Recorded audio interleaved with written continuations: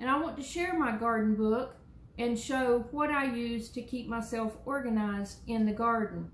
Now, last year when I started the beginning of my YouTube channel, I did a video on this, but it wasn't very detailed, and I thought I would do it again because some things have changed in this book. I think it was 1985 when I started gardening on a bigger scale beyond containers on my back porch. It was my first in-ground garden way back in 1985. A lot has changed through the years. Methods, techniques, even types of seeds, because seeds have advanced and plants have advanced. I don't even remember myself getting a hold of a hybrid way back then. Everything that I ever got to plant was an heirloom. Of course, we had a farm and seed store right down the road from us, and that's where I bought all of my stuff. So they sold heirloom stuff. But anyways, a lot has changed through the years, and my book changes. So I know a lot of people like to use apps on their phone and their computer. I've tried that. I'm kind of old-fashioned in the way that I like to do things, which is pen and paper, and I like to build on it. And this thing I've been building for a very long time. I started this book in 2013. So this book here is 11 years old. Now, I was keeping notes from the beginning, but I kept them in a file folder, and that got really messy after a while. Now, what I do, first let me show you the book. It's a 3-ring binder. It's a large I think it's a 3-inch 3-ring binder. On the front, I decorated it because I like things to be pretty. On the back, you can see my dogs did their own decoration. They got a hold of it 3 years ago when they were very young puppies, and they did a lot of chewing. They also chewed some pages that I lost, and some of them were kind of important to me. But anyways, I figure one day one of my kids will find it useful when I'm gone to hand this down to them. It has ready-made information on when to sow seeds, how to transplant, even my recipe that I use to make my own potting soil is in here. Just lots of, it's filled with information that I have collected, learned, and tried through the years.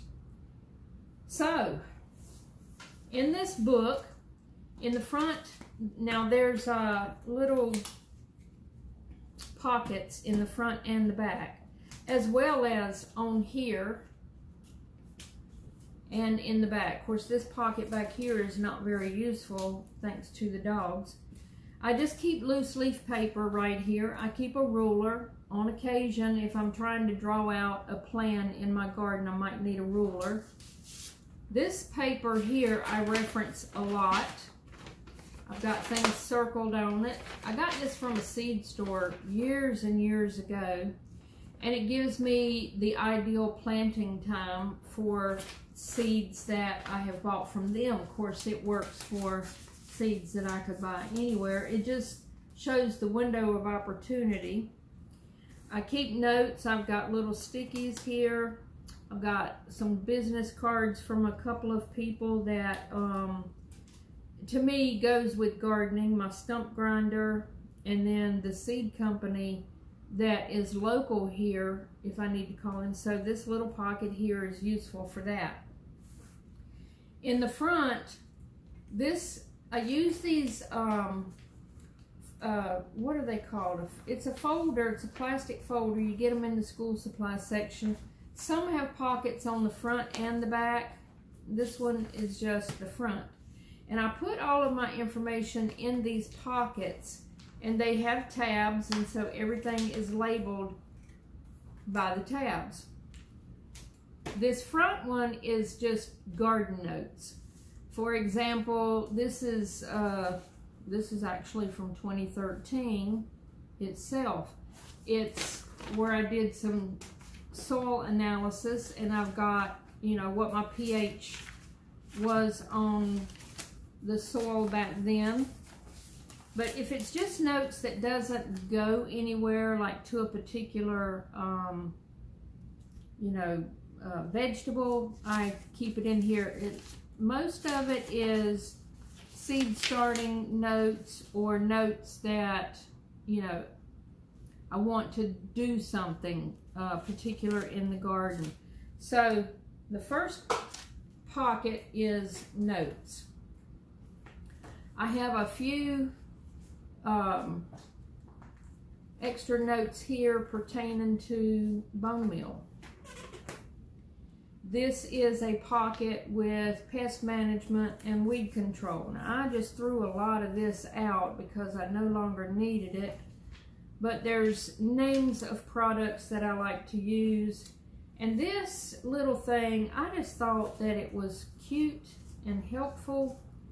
Was sent to me when I ordered some live ladybugs. I like the little booklet. It has a lot of useful information in it, so I keep that.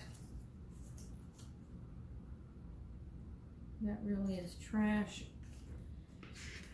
Here's a pamphlet on the ladybugs itself that I order.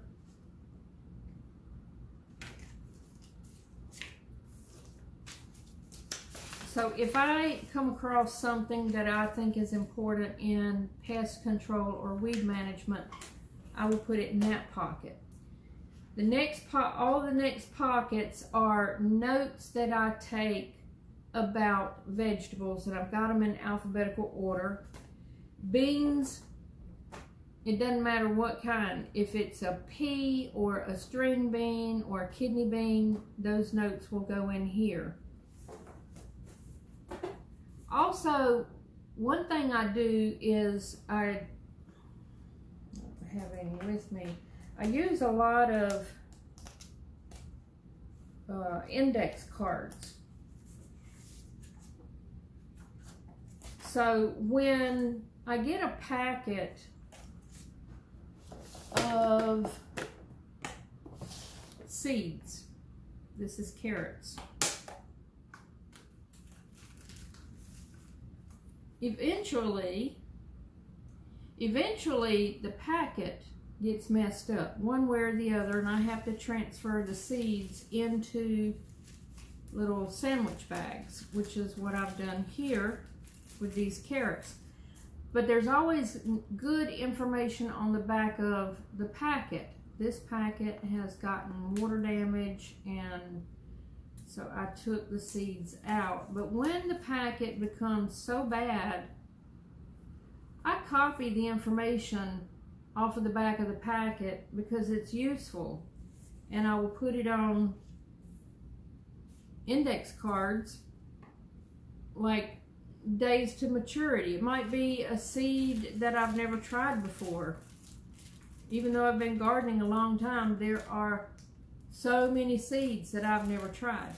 And so I might not readily have that information on my head, and the older I get, the more information I have to write down because memory plays games on us. So I write down all that information, and then I don't lose it or forget. So the back of all of my seeds, I do keep normally the card will go in here, but I keep all that information on index cards. These index cards back here serve a different purpose. So I've got carrots and a few notes in here. I might even put down a note, this is a sticky note, when I've planted them and when to expect. It's just a quick reference. These notes are old notes from 2018. But if I plant 3 different varieties of something, I will put a note in this folder. And I reference these folders all the time to look back on things. Here I've got celery. Now a lot of this is cleaned out because it was very old information, like planting dates from years ago. and I no longer need those dates. But some of these I left in, and I'm not sure why. Corn, cucumbers, and the list goes on. This is companion planting. I've got a lot of notes in this packet, in this folder, about companion planting, what is helpful and what the enemies of plants, so that I know what not to plant near things and what I can plant. Because it's just, if you think about it, from beginning to years down the road, it's a lot of information to consume. Now, a lot of it stays in memory because it's repetitive work and you do it over and over again. But when you start something new, try new seeds or even a new method of doing something, it's not always easy to keep up and memorize everything. So I write it down. And companion planting is something that I have to reference all the time because there are so many plants. And companion planting is based on plants that work well together, not because they themselves always do something for each other, but some plants just attract insects and some plants don't, and you want to know the right things to plant together so that you're not attracting the wrong insects to that plant. And all of that is just too much. Like this right here is just pages and pages of things that can and should not be planted together. So I have that as a reference whenever I'm planning my garden or deciding where I'm going to set transplants out. I will reference those pages to make sure that I'm not attracting something terrible to a particular plant. These are my notes on my elderberry plants. I think that is a envelope where I bought some elderberries years ago.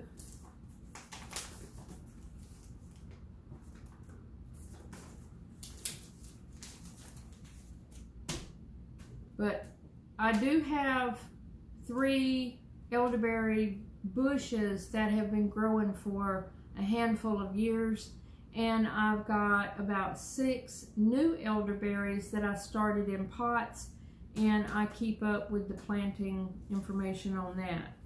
This page is, this just holds information about flowers that I have put out, and it's information that is not stuck up here in my head. So I keep notes there. Onions, melons. I will also combine multiple things together. Like in this onion folder, it's garlic, onions, dill, and chives that I will put in this folder. This folder is all herbs. I do have a lot of notes that I've not put back in here. I've been cleaning through this book for a couple of days, and I've got papers that are spread out on a table in my garden room, and I have not organized those notes to put back in here.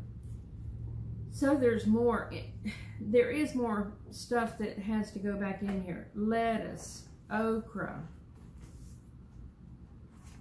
the melons, all things melon, whether it's a cantaloupe or melons, will go in this folder.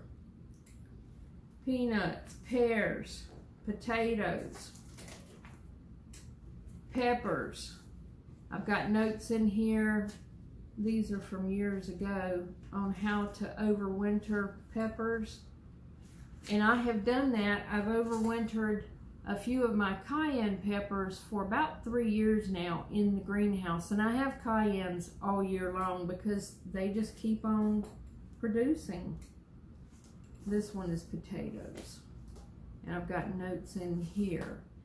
And each folder also I keep information about what type of soil that particular vegetable prefers. This is poinsettias.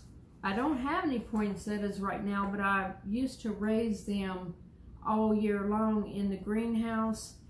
And that's not hard to do and have them from year to year, but after about 5 years, in my experience, those poinsettias get super tired. And last year I threw away,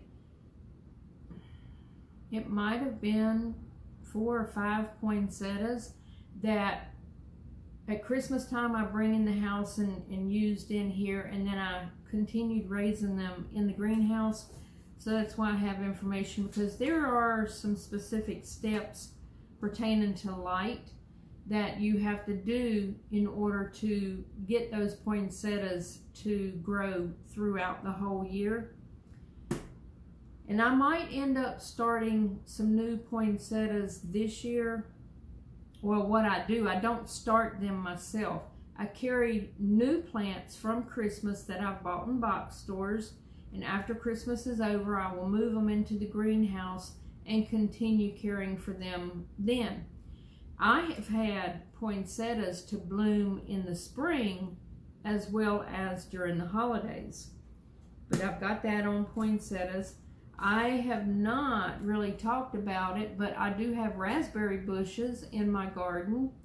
They are about, well, they're 13 years old. I set them out when we first bought this place. And I've got information in one folder about my raspberries. That's squash. All vegetables that I grow in my garden are in this book. I keep a folder on, that's sweet potatoes, on snakes. We have a lot of snakes in our area. Most are not harmful and won't hurt you, although they'll cause me to hurt myself. We have a few that are poisonous. We have a lot of copperheads common in our area, like many times throughout the entire summer and even into the fall. We experience a lot of copperheads. We have rattlesnakes. In fact, we killed a rattlesnake just a couple of months ago here by our pool. We have water moccasins. We have a lot of king snakes. We have a lot of just garden snakes, yard snakes a lot of times people call them, rat snakes, chicken snakes. I mean, there's a lot of snakes in our area, and I experience them in our yard. We're surrounded by forest. We are in a national forest, or on the edge, the property line butts up to a national forest. And so it's a good environment for a lot of snakes. So I keep a lot of information that I've printed off over the years about snakes, and I've got I just had it out a few days ago. I've got an identification guide that I keep in here that is pictures of the various types of snakes. I have problems identifying instantly some snakes that we have. I know the garden snakes, and I know the chicken snakes, I know the king snakes, and I know the copperheads. But I was not able to quickly identify the rattlesnake that we had. My husband was, but I wasn't. But I do keep the guide, it's a color guide, in here as well. But I've got it out because right now I have a snake actively living in my greenhouse, and I have not been able to identify it. It's not on my chart. I can't find it on the internet.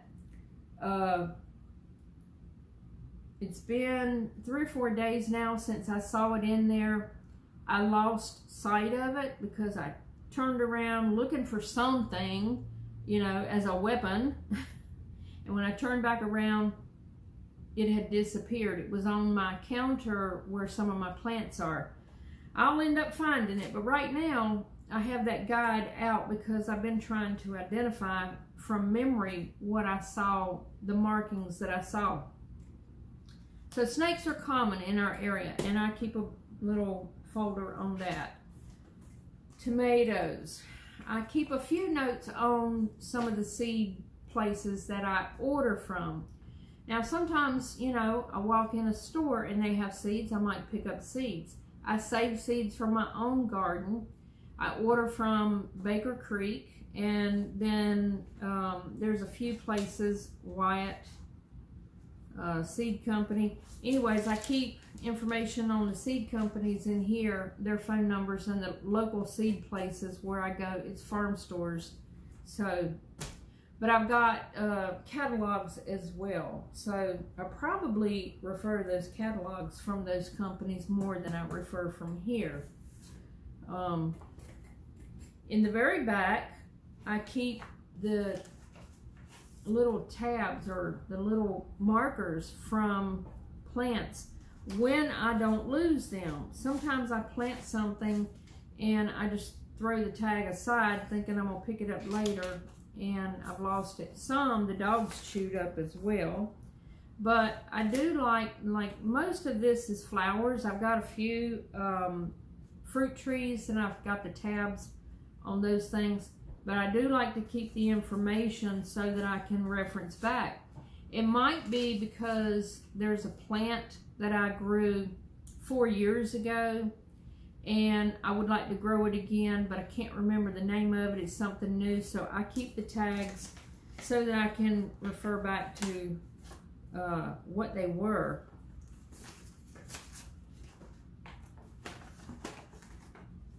I don't have everything I've ever grown in here, but most flowers and fruit, that's potatoes, somewhere in here are the tabs on my pear trees and the strawberry plants. My strawberry plants are beyond expectation. They are at least 5 years old. I don't think they're as old as 6, but they are at least 5 years old. Now, some of the plants are new plants from the mother of the older plants, because I'll cut off runners and plant those. Now, in the back of this, there's a little pocket here, and I keep this month, the current month that I'm working in, cards on things I intend to plant or buy. Like this is a card on celery. I've already planted the celery. I've got carrots I'm going to be sowing out the seeds soon. So this is just cards on things that I plan on planting. This is my fall garden. Beets. I use these cards as a reference to know what seeds to pull and put in my wagon so I can not forget, which I did a lot this summer. But this summer I had some things going on and I wasn't able to get things planted like I wanted to. But that is how I keep up with what I'm going to plant. I sit down at night and I think about my garden and I think about what I want to grow for the season that I'm in. Right now we're moving into fall, so this is all of the stuff for the fall. And it might not all be seeds I'm going to sow. I'm going to sow carrots, I'm going to sow beets, I'm going to sow the broccoli. I bought collards and set those out, and I bought the celery.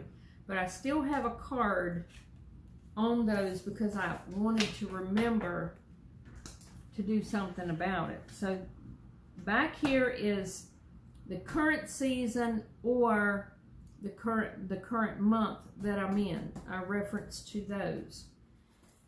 I've got to get the rest of my notes put back in here, but it had gotten so thick and bulky it wouldn't close, and it was a lot of old notes that I no longer need, and like it would only do like that. So I cleaned it out and had to use some discipline and get rid of old notes. Some things The papers were just old, but I wanted to keep those notes, so I sat down and hand copied everything over to the paper. So this is my gardening book. And this is what I work with when I'm gardening. Whatever information that I find on the internet, or I just know and I don't want to lose it, I'll write it down, I will print it off, I will copy it. Many times, articles straight out of a magazine. I do receive magazine subscriptions for gardening, and I have a lot of gardening books that I buy.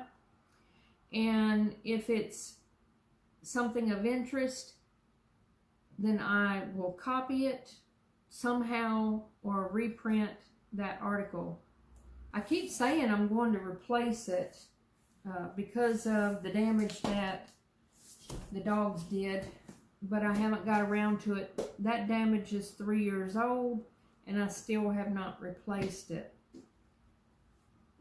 At some point, I'm hoping that my book will be helpful to one of my kids.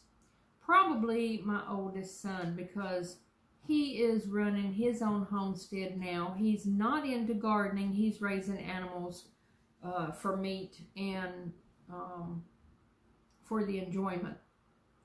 He has all kinds of farm animals, but he is planning on getting into gardening. And he has grown some things, and he's asked me questions, you know, how should I do this? How should I do that? But if I can pass this down to him, it might be of use. I'm trying to create an informal heirloom to him. Now, I do have a short clip to show how my strawberries are doing, and I will insert that right now so that I can share my strawberries with you. I thank you for watching. I hope y'all have a wonderful day, and I'll see you on the next video. Bye-bye. I haven't shown y'all my strawberries in a while. This is almost mid-September, and they're doing fairly good. This container right here is all transplants today that I got from a garden box that I tore down in the back of the garden. This whole area I call Strawberry Row, simply because all my strawberries are down this row. It's a pallet fence, and I've got them all in these containers, and then I've got them hanging here on the front of this fence. Now, they're not producing right now. They're surviving. I haven't had any strawberries from them in quite some time. These are all transplants, new ones that came out of one of those boxes. These are old, well, not transplants. And then these here are all transplants.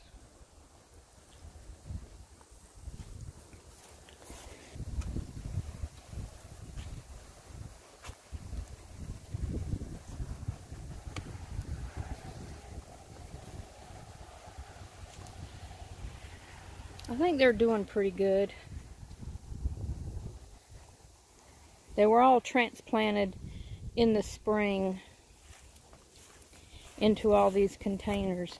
And I have gotten many strawberries off of the ones that are older.